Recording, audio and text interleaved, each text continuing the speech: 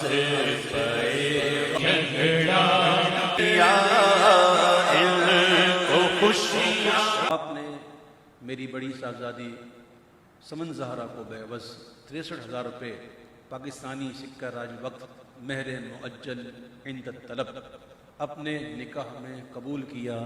جی میں نے قبول کیا.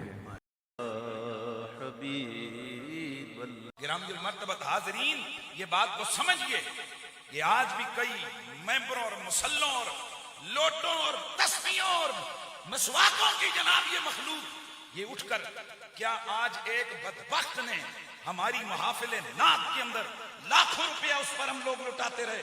کیا اس نے 7 محرم الحرام کو ضد کے ساتھ، آل محمد کے بغض کے ساتھ اس نے اپنے بیٹے کی شادیاں نہیں رچائیں؟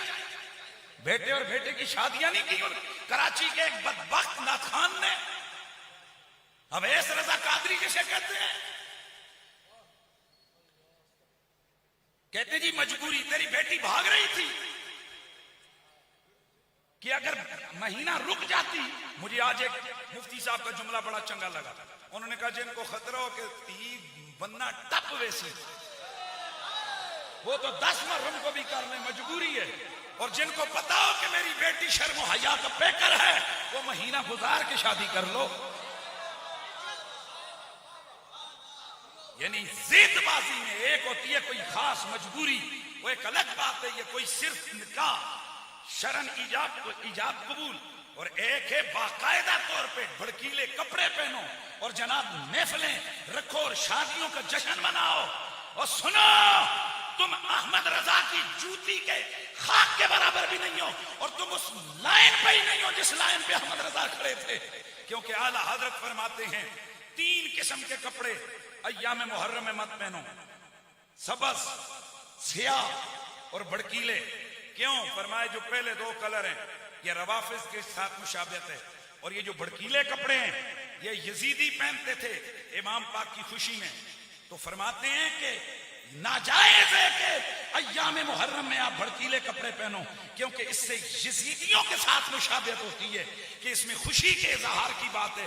میں آپ سے پوچھنا چاہتا ہوں، کپڑے بھڑکیلے پہننے سے خوشی زیادہ ہوتی ہے یا شادیاں کرنے سے خوشی زیادہ ہوتی ہے؟ بولو یار، سارے بولو. شادیاں کرنے سے خوشی زیادہ ہوتی ہے نا؟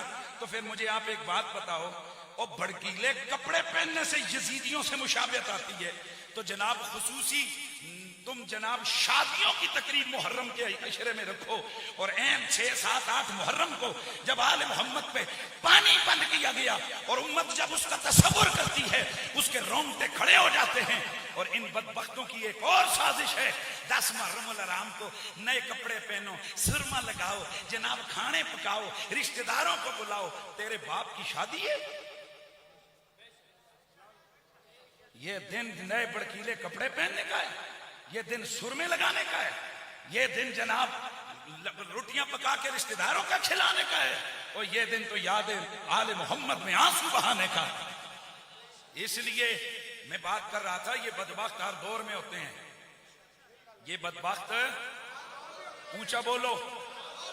اور اگر آج ہم نے ان بے غیرتوں ناسمیوں کا، یزیدیوں کا راستہ نہ روکا تو یقین کیجئے انہوں نے کل یزید کی عرس بھی منانے شروع کر دینے ہیں. میں آپ کو صحیح کہہ رہا ہوں. اس لیے اب ایک بڑا زبردست سا جملہ سنو، ہم کسی صحابی کے خلاف کوئی بات تصور بھی نہیں کر سکتے. اونچا بولو، اونچا بولو، پھر بولو، پھر بولو. اور کسی یزید کی آڑ میں کسی صحابی پہ انگلی نہیں اٹھا سکتے. اور یہ بھی پکی بات ہے کہ کسی صحابی کی آڑ میں ہم یزید تمہارے باپ کا دفاع بھی نہیں کرنے دیں گے. دونوں باتیں ہم نے کرنی ہیں.